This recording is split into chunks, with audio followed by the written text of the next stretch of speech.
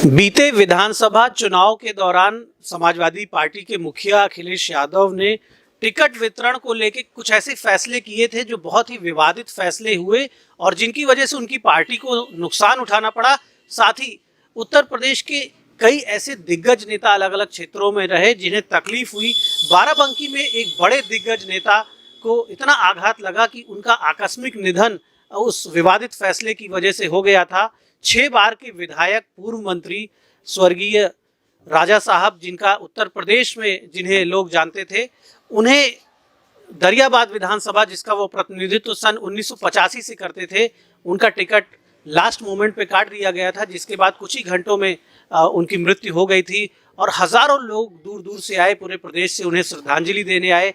Samajwadi party के खिलाफ, अखिलेश यादव के खिलाफ नारेबाजी भी हुई और अंततः दरियाबाद विधानसभा में समाजवादी पार्टी को हार का सामना करना पड़ा, क्योंकि यहाँ राजा साहब के जो समर्थक थे उन्होंने समाजवादी पार्टी को एक कड़ा संदेश देने का फैसला लिया हुआ था। उनके पुत्र रितेश कुमार सिंह, जिन्हें लोग प्यार से यहाँ रिंकू भी कहते हैं, रिंकू भैया कहते हैं, वो हमारे साथ मौजूद हैं। निर्दलीय चुनाव भी लड़ा था, सम्मानजनक वोट पहले ही चुनाव में इन्हें मिले थे। रितेश जी, बहुत से लोग जो राजा साहब से जुड़े रहे कई दशकों से, वो अब आपकी ओर देख रहे हैं। किस तरह का राजनीतिक निर्णय लेने वाले हैं, क्योंकि वो लोग जो आपके परिवार से जुड़े हैं लंबे समय से, उन्हें एक सशक्त नेतृत्व की जरूरत है। बिल्कुल, जो पिताजी ने इस सन 85 से इस दरियाबाद की सरजमी पे अपनी शुरुआत की थी निर्दलीय विधायक के तौर पे, और 2017 तक वो रहे, और 17 के बाद फिर 22 में, जैसा कि आप जानते हैं, कि उनका निधन हो गया। काफ़ी लोग उनसे जुड़े रहे और हम भी यही कोशिश कर रहे हैं कि जो 85 से जो दरियाबाद विधानसभा के सभी सम्मानित बुजुर्गवार हमारे थे, जो उनके मित्र मंडली के थे, उन सभी लोगों को और पुराने घरानों को हम जोड़ के आगे चलना चाहते हैं। राजनीति करना मेरा कोई मकसद नहीं है। अगर राजनीति करना होता, विधायकी की चुनाव लड़ना होता, तो बहुत से क्षेत्र हैं, बहुत से ज़िले हैं, हर कहीं से भी हो सकते थे। लेकिन हाँ, यहाँ पर जो प्यार, स्नेह और आशीर्वाद मिला, हम उसको आगे बढ़ाना चाहते हैं और राजा साहब के पद चिन्हों पे चलना चाहते हैं। और वो मेरे पिता ही नहीं थे, राजनीतिक गुरु भी थे, और आज राजनीति में मैंने जो भी काका गागा सीखा है वो उन्हीं से ही सीखा है और उन्हीं के साथ काम भी थोड़ा बहुत किया है, और उसी का नतीजा है कि मैं इस चुनाव में सबके बीच में गया और ये बताने के लिए कि मैं आपके लिए खड़ा हूँ। आप जैसा फैसला करोगे मुझे स्वीकार है। रितेश जी, अखिलेश यादव के बारे में क्या कहेंगे, क्योंकि आपके पिताजी ने उनके पिताजी के साथ काम किया था, स्वर्गीय मुलायम सिंह जी के साथ आपके पिताजी ने काम किया था। आपके पिताजी भाजपा में भी एक सम्मानित स्थान था उनका, भाजपा से भी वो जुड़े रहे और 6 बार वो एमएलए रहे। आपके फादर 6 बार विधायक होना बहुत बड़ी उपलब्धि है। भारत जैसे देश में, जहां एक विधानसभा में अलग अलग धर्म जातियों के लोग रहते हैं, अलग अलग विचारधारा के लोग रहते हैं, वहां किसी एक व्यक्तित्व को लगातार स्वीकृति देना, लगातार जनता अगर प्रेम, अपना अपना स्नेह किसी एक व्यक्तित्व को दे रही है और 6-6 बार विधायक बना के भेजती है, तो सियासी रूप से ऐसे व्यक्ति को बड़ा सौभाग्यशाली कहा जाएगा। आपके पिताजी निसंदेह बड़े सौभाग्यशाली थे, 6 बार विधायक हुए। लेकिन अखिलेश यादव ने ऐसा क्या कठोर फैसला ले लिया था जिसके बारे में आप भी कहते हैं, लोग भी कहते हैं कि अखिलेश के उस फैसले की वजह से अंत समय में उन्हें बहुत तकलीफ हुई? नहीं, अब चूँकि नेताजी एक बहुत सम्मानित थे और हम लोग आज भी उनका सम्मान करते हैं। अभी बीमार थे वो, तो मैं वेदांता भी गया था उनको देखने और उनको श्रद्धांजलि देने मैं सैफई भी गया था, क्योंकि मुझे ये लग रहा था कि उसमें उनका कोई वो नहीं था। अब अखिलेश जी के साथ में जो उनकी टीम थी, क्या उन्होंने फीडबैक दिया कि जिसकी वजह से उनको ये लगा कि हम नहीं, हमसे बेहतर कोई है। ठीक है, आज तो परिणाम भी सामने है कि कौन बेहतर था, कौन नहीं बेहतर था। लेकिन एक चीज़ ज़रूर कहना चाहूँगा, मेरे पिताजी बहुत ही सौभाग्यशाली थे कि यहाँ पे उनको जो है, एक कभी विधायक कोई नहीं कहता था, मंत्री थे मंत्री भी नहीं कोई कहता था, सिर्फ चाहे वो छोटा बच्चा हो या बुज़ुर्ग हो, वो उनको राजू भैया ही कहता था। और यही एक शब्द के सहारे वो सन 85 से लेके और 2017 तक का अपना सफ़र तय किया। और उन सभी सम्मानित जनों को मैं प्रणाम करूंगा कि सन 85 में जिन विपरीत परिस्थितियों में उन्होंने, क्योंकि मेरे पिताजी के भी माता पिता नहीं थे, और उन्होंने सहारा दिया और यहाँ तक पहुँचाया, निश्चय ही वो कि मेरे लिए किसी ईश्वर से कम नहीं है। इस चुनाव में भी क्योंकि इतना कम समय था, इतनी अफवाहें थी, इतनी चीज़ें सेकेंडरीज डेवलप हो रही थी कि किसी को कुछ समझ में नहीं आ रहा था कि क्या करे क्या ना करे। जो कैंडिडेट्स भी आए वो भी यहाँ के थे नहीं, और क्या फैसला लेके और क्या सर्वे रिपोर्ट देख के उन्होंने किया वो आज उन्हें भी अवगत हो गया। और हम लोग हैं निश्चित तौर पे, और हमने भी, मेरे पिताजी ने भी कहा था कि चुनाव लड़ना है, लोगों के बीच जाना है। और चुनाव लड़ने का उद्देश्य कोई विधायक बनने का मेरा नहीं था। चुनाव लड़ने का उद्देश्य केवल ये था कि एक समाज में एक बेटे की तरह, एक समाज सेवकी की तरह काम करने का था। क्योंकि आज भी मैंने देखा है पिछले 5 सालों में क्या हो रहा है।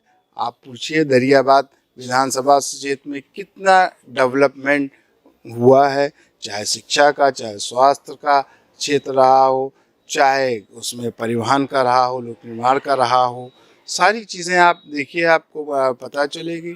और हम किसी के ऊपर कोई टिप्पा टिप्पणी नहीं कर सकते हैं, क्योंकि खुद उनकी पार्टी थी, उनका निर्णय था।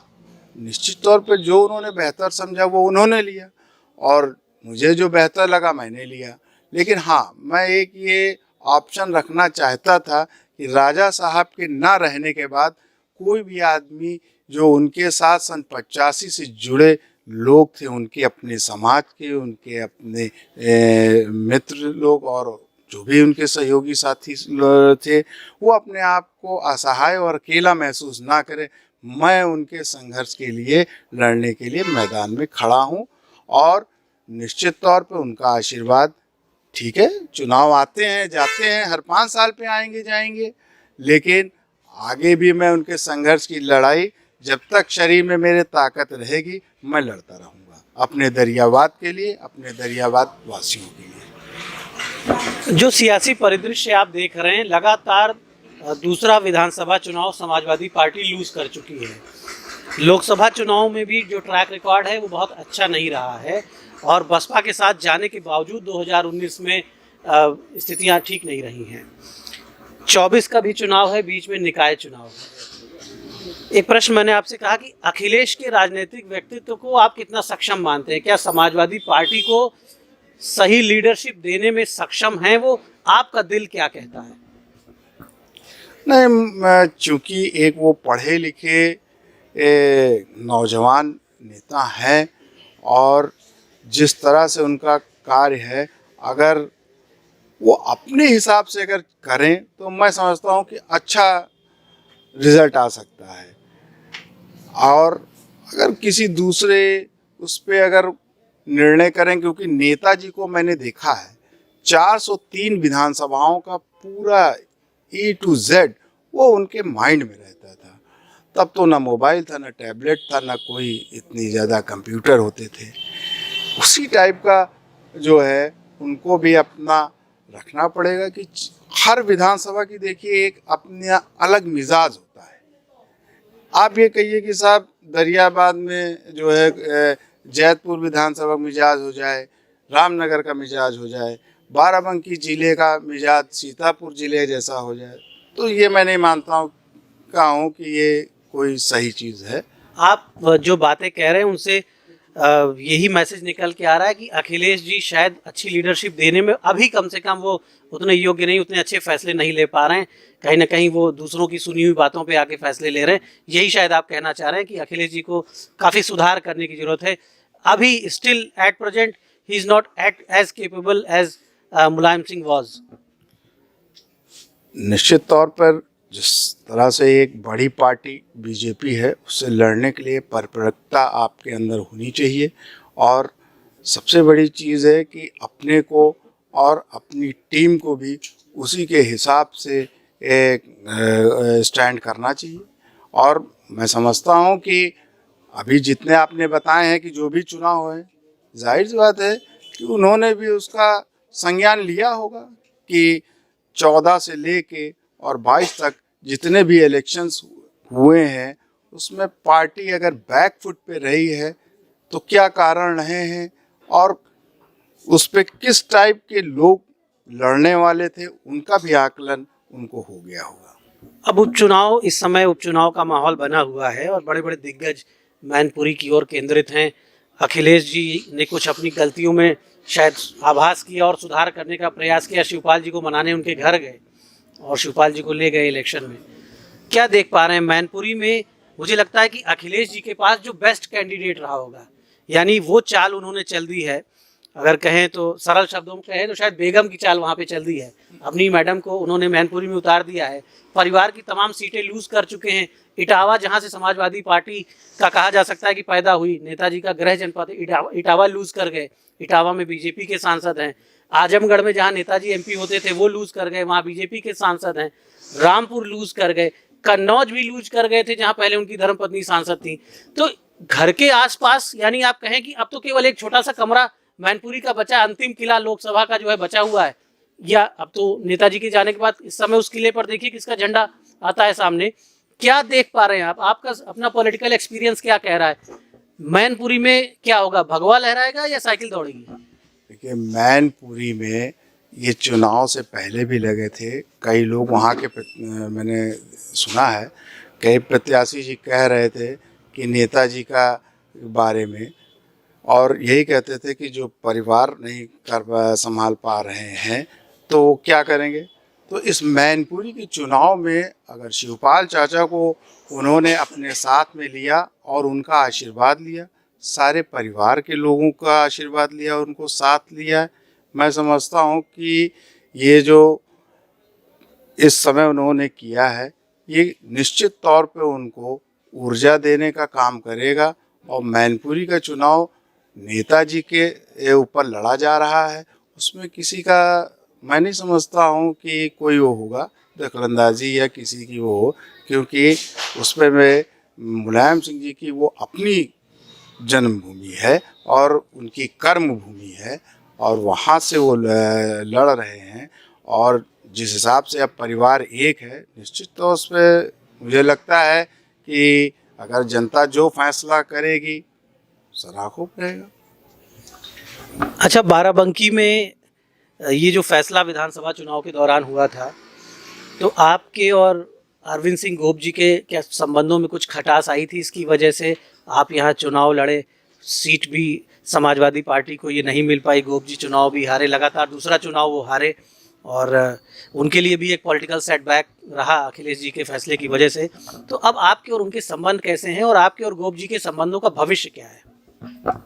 देखिए, हमारे संबंध उनके पहले भी पारिवारिक थे और हमने भी पारिवारिक निभाए। अब ये उनको तय करना है कि आगे क्या करना है, उसके बारे में मैं नहीं कह सकता हूँ। जो है जैसा वो निर्णय करेंगे उसी हिसाब से संबंध आगे चलेंगे। और जो चीज़ अभी आपने कही कि चुनाव लड़ने का, तो निश्चित तौर पे बात सही थी कि चुनाव तो हमारा और उनका ही हो रहा था, किसी पार्टी का चुनाव नहीं था। लेकिन अब इस चुनाव में ये लग रहा था कि एक आदमी को क्रश करके और हम आगे बढ़ जाएंगे। और यहाँ पर एक अजीब टाइप का माहौल, मैं नहीं कहना चाहता हूँ मीडिया में ऐसी बात जाएगी, लेकिन वो एक अनर्गल माहौल में नहीं पैदा होना चाहता था कि यहाँ कोई ऐसी राजनीतिक पार्टी पड़े कि बाहर ही आके लड़े और जो लोग यहाँ अपने हैं वो अपनी क्षेत्र की सेवा करने से वंचित रहे। यानी आप मानते हैं कि चुनाव हार के भी आपको अपने उद्देश्य में विजय प्राप्त हुई, अल्टीमेटली आप जीत गए, क्योंकि आपने वो नहीं होने दिया जो आप चाहते थे कि ना हो। हाँ बिल्कुल, ये तो था ही कि चुनाव तो हमारे उनके बीच था, बाकी जो था वो तो सबने देखा कि एक 10 दिन में आदमी कौन चुनाव लड़ सकता है विधायकी का, 10 दिन में तो प्रधानी का चुनाव नहीं लड़ सकता है। जितना 10 दिन में हम लड़ पाए, जितना हमारे लोगों ने कहा, हम उस हिसाब से चले और उसका रिजल्ट सामने है। अच्छा, एक अंतिम प्रश्न करेंगे यहाँ पे। उत्तर भारत की सियासत में, उत्तर प्रदेश की राजनीति में योगी आदित्यनाथ और अखिलेश यादव दोनों का व्यक्तित्व आपके सामने है, दोनों का कार्य भी आप देख रहे हैं, दोनों की जीवन शैली भी देख रहे हैं। मौका मिला अगर चुनने का, किसके नेतृत्व में काम करेंगे, तो योगी आदित्यनाथ का नेतृत्व पसंद करेंगे या अखिलेश यादव का? देखिए, सबसे बड़ी चीज़, मैं योगी आदित्यनाथ को मुख्यमंत्री नहीं मानता हूँ। मैं उनको उससे ऊपर, वो हमारे पीठ के, हमारे समाज के एक मंडलेश्वर हैं। गोरख रक्ष पीठ जो गोरखपुर की है, वो एक बहुत बड़ी पीठ है। उसकी आस्थाएं पूरे उत्तर प्रदेश से लेके दूसरे प्रदेशों तक का जुड़ी हुई है। तो उनको हम राजनीतिक उसमें नहीं रखना चाहते हैं कि कोई वो राजनीतिक है। वो एक, अब तो वो राजनीति कर रहे हैं, चुनाव लड़ते हैं, सीएम फेस थे, चुनाव लड़वाते हैं, प्रचार कराते हैं, वो खुद वोट मांगते हैं। तो जब वो वोट मांग रहे हैं तभी आप उनको पॉलिटिकल व्यक्ति नहीं मानेंगे? नहीं, क्योंकि देखिए, वो एक कर्मठ और ईमानदार आदमी है। मैं उनको जानता हूँ, क्योंकि मेरे पिता जी का ननिहाल और मेरी ससुराल भी गोरखपुर रही है। मंदिर में प्रसाद चढ़ाने भी आता जाता रहा हूँ। तो आस्था तो देखिए, भगवान, और अगर वो पीठ के मंडलेश्वर हैं तो निश्चित तौर पे हमारी और आपकी सबकी है। और आपने देखा कि मुख्यमंत्री बन के भी उन्होंने अपने से छोटे मंडलेश्वर से, मैं एक पीठ का महंत, और उसके बाद में देन सेकंड डाउन स्टेप मैं मुख्यमंत्री का मानता हूं कि जो है। और मैं मानता हूं कि एक जो उनके ऊपर जिम्मेदारी है एक हिंदुत्व की, एक वो चलाने की, और हमारी संस्कृति की पहचान क्या है, हमारा हिंदुत्व। अगर हम और आप अपने मंदिर, अपने मंडलेश्वरों की इज्जत नहीं करेंगे, हम उनकी भक्ति नहीं करेंगे, जाहिर सी बात है विदेश से तो कोई आएगा नहीं करने। तो हमारा तो आस्था उनमें है ही है। वो राजनीति करेंगे ठीक, नहीं करेंगे तो भी ठीक है। जहाँ तक कि आपने कार्य की बात की है, तो मैं इतना ही कह सकता हूँ कि वो उत्तर प्रदेश की जनता ने 2022 में 273 सीट दे के अपना निर्णय दे दिया कि कौन बेहतर है कौन नहीं है। उसमें मेरे कहने की कोई गुंजाइश ही नहीं बची। तो आपने रितेश कुमार सिंह, रिंकू भैया को सुना, और उत्तर भारत की सियासत में एक बड़ा भविष्य इनका भी होने वाला है। एक 2022 के चुनाव में इन्होंने अपना पैर सियासत के मैदान में सीधे रखा। पिताजी इनके उस समय नहीं थे, पिताजी के रहते अगर इन्हें सियासत के मैदान में उतरने का मौका मिलता तो शायद इनकी चाल कुछ और होती, रंगत कुछ और होती, नतीजा कुछ और होता। लेकिन फिलहाल जो शुरुआत इन्होंने की है, इनके चाहने वाले हज़ारों हैं, और ये उम्मीद है कि आने वाले समय में ज़रूर उत्तर प्रदेश को एक बेहतर राजनीतिक विकल्प देंगे, एक अच्छे नेता, एक अच्छे लोक सेवक, एक अच्छे जनसेवक के रूप में आगे बढ़ेंगे।